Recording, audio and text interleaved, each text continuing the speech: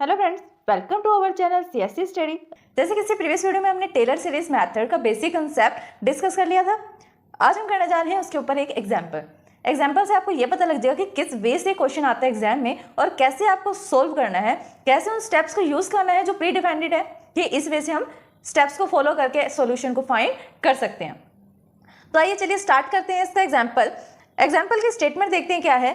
Solve dy by में dx is equals to x plus y using the Taylor series method. Start from the x is equals to 1 and y is equals to 0 and carry up to x is equals to 1.2 with the h is equals to 0.1. Compare the numerical solution obtained with the exact solution. अब इसके अंदर जो ये part है, सबसे पहले तो हम ये डिस्कस करते हैं कि हमें कौन सी चीज गिवन है, कैसे उसका यूटिलाइजेशन करना है।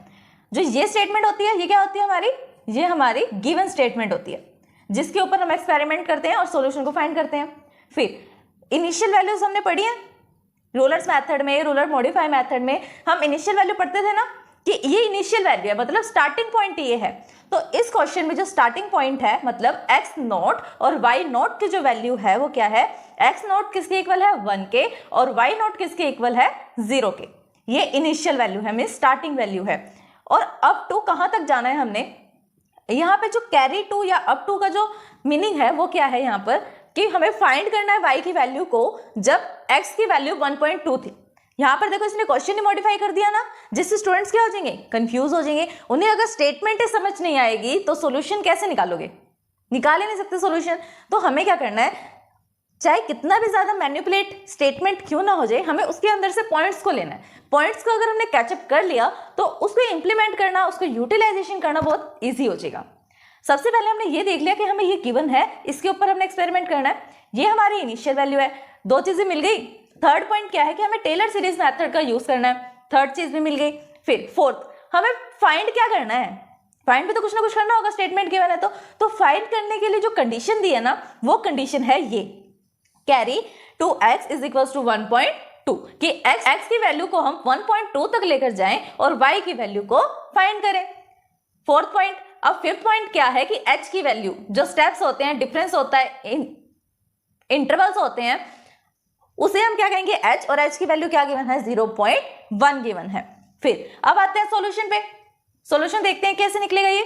सबसे पहले हमने क्या कहा था, जो हमने थ्योरी में डिस्कस किया था, कॉन्सेप्ट में डिस्कस किया था, क्या किया था कि फर्स्ट स्टेप क्या होगा, जो भी dy बाय में dx के इक्वल स्टेटमेंट होगी ना, उसको हम क्या लेट कर लेंगे, उस स्टेटमेंट को हम लेट कर लेंगे कि वो y डैश के इक्वल है।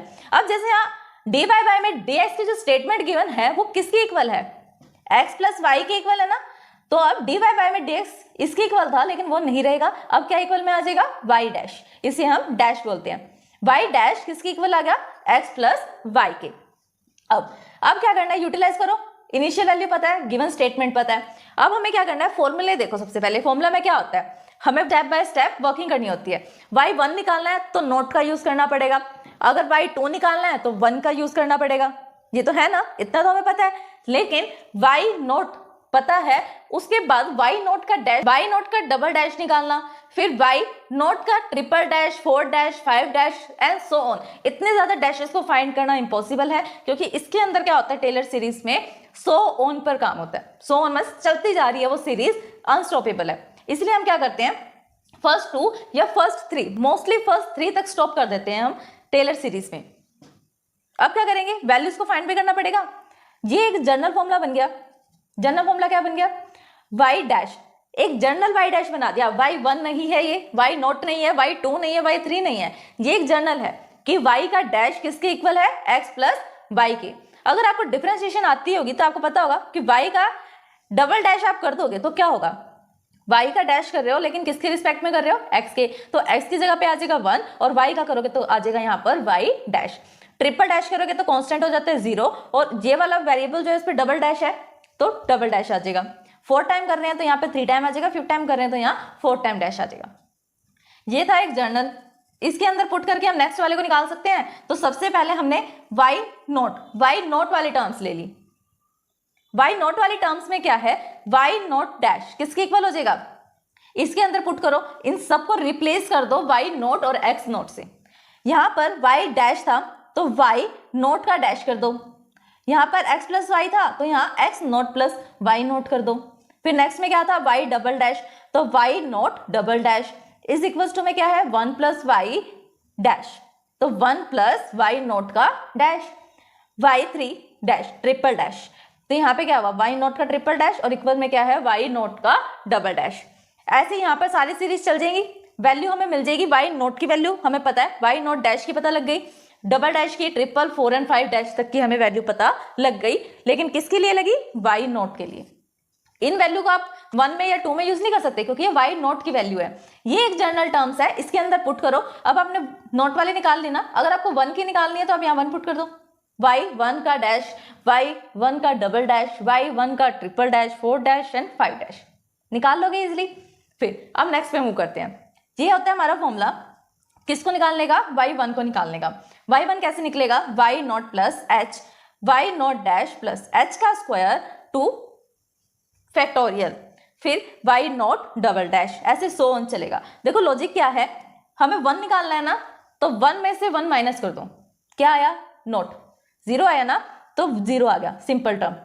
फिर एक टाइम h लिखा, 1 टाइम h लिखा और 1 टाइम डेरिवेशन किया। अब यहाँ पर 2 टाइम डैश लिखा, 2 टाइम डेरिवेशन किया, तो लास्ट में हमने इसमें क्या कर दिया, डिवाइड बाय 2 फैक्टोरियल। अब नेक्स्ट में 3 टाइम h है, 3 टाइम फैक्टोरियल है और 3 टाइम ही डेरिवेशन है। फिर h 4 टाइम है, 4 फैक्टोरियल से डिवाइड कर दिया और y नोट की वैल्यू भी क्या ले ली कि 4 टाइम डेरिवेटेड है, ऐसे ही 5 पे कर रखा है। अगर सो ऑन आगे चलेगा, h की वैल्यू 6 होगी, divide by 6 factorial and y note 6 time derivated. इस तरह से हमें करना है। सो ऑन टर्म्स में कितने भी टर्म्स आ सकते हैं, ये 100 पर, 1000 पर या किसी पर लिमिटेड नहीं है, लेकिन जितना ज्यादा आप फॉरवर्ड हो जाओगे उतना ज्यादा वैल्यूज छोटी होती जाएंगी, तो जितनी हो सके उतनी कम वैल्यूज लो। आप 3 तक लोगे इनफ है, उसमें क्वेश्चन के मार्क्स कम नहीं होंगे, बस आपको अपना आंसर निकालना है, जो कि आंसर मोस्टली सेम ही आ जाएगा, लगभग ऑलमोस्ट सेम हो जाएगा। अब वैल्यू पुट करो, हमें नोट की वैल्यू पता है, एच की वैल्यू पता है, डैश की वैल्यू पता है, स्क्वायर कर लेंगे हम, divide by 2 factorial, y naught double dash की वैल्यू पता है, बस सिंपली उठाना है और इक्वेशन में पुट करना है, फॉर्मूले में पुट करना है। have the x1 is equals to x not plus h, ऐसे निकालते हैं ना वैल्यू x1 की, x2 की, इस तरह से निकालते हैं। कैसे कि जब हमें 1 वैल्यू चाहिए तो प्रीवियस वाले में h जो डिफरेंस है वो पुट कर देते हैं, नोट 1 है और h की वैल्यू 0.1 है, वैल्यू आ गई 1.1 और y1 की वैल्यू हमें अप्रोक्सीमेशन में क्या मिली थी 0.110 अप्रोक्सीमेशन, उसकी वैल्यू यूज कर ली। फिर क्या करेंगे, वापस वही जर्नल फॉर्मूला है, उसके अंदर 1 वाली टर्म्स को पुट करो, y1 डैश, y1 का डबल डैश, y1 का triple dash, y1 4 dash, y1 5 dash, values निकल जाएगी। बस आपने यहाँ पर इस जनरल फॉर्मूले में, ये भी वही फॉर्मूला है ना जो जनरल अभी हमने ऊपर देखा था, उसके अंदर भी हमने बस नॉर्मल, अब यहाँ नॉट की प्लेस पर हमने 1 पुट करना है।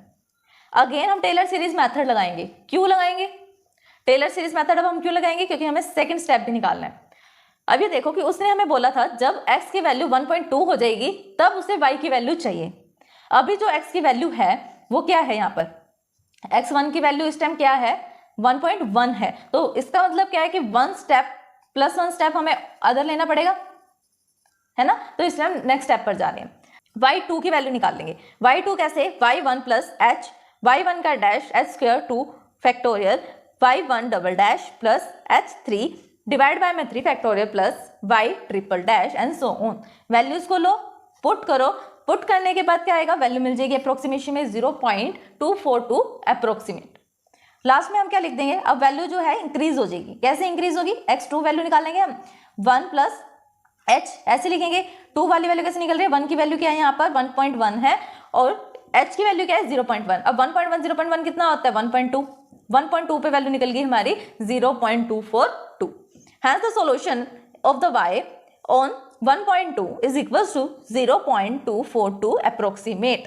ये जो अप्रोक्सीमेट वर्ड है ये लिखना कंपलसरी है, कंपलसरी इन द सेंस इसको rule, hard and fast rule नहीं है इसको लिखने का कि आपको लिखना ही है, लेकिन अगर आपको मार्क्स चाहिए, आप दिखाना चाहते हो कि आपका क्वेश्चन करेक्ट है, क्योंकि इसमें क्या होता है डेसिमल नंबर्स होते हैं, हो सकता है आपका आंसर कुछ हो रहा है, बुक का आंसर कुछ और हो, मैं सोल्व करूँ मेरा आंसर कुछ और निकल जाए, हो सकता है ना, लेकिन पॉइंट के बाद फर्स्ट 2 डिजिट या फर्स्ट 3 डिजिट सेम हो जाए तो आंसर सेम ही माना जाता है। बस आपको लास्ट में अप्रोक्सीमेशन लिखना होता है। अप्रोक्सीमेशन लिखने से क्या हो जाता है कि हाँ एग्जामिनर को पता लग जाता है कि इसे पता है कि ये करेक्ट आंसर नहीं है लेकिन मिलता जुलता आंसर है, हो सकता है कुछ आगे टर्म्स हो, डेसिमल के बाद कुछ और मैनिपुलेटेड टर्म्स हो इसके अंदर। यहाँ पर 0.24, 2, 4, 5, 6, 7 कुछ अलग से टर्म्स दे रखी हो, इसलिए हमने 3 टर्म्स लिया पॉइंट के बाद और अप्रोक्सीमेट लगाकर सोल्व कर दिया।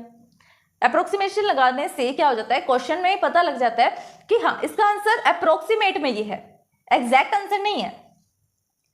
तो स्टूडेंट्स ये था टेलर सीरीज मेथड का एग्जाम्पल। अगर इस एग्जाम्पल को, इस वीडियो को समझने में आपको कोई भी परेशानी आती है या कोई डाउट आता है, देन आप हमें डेफिनेटली कमेंट कर सकते हैं। Thanks for watching my video.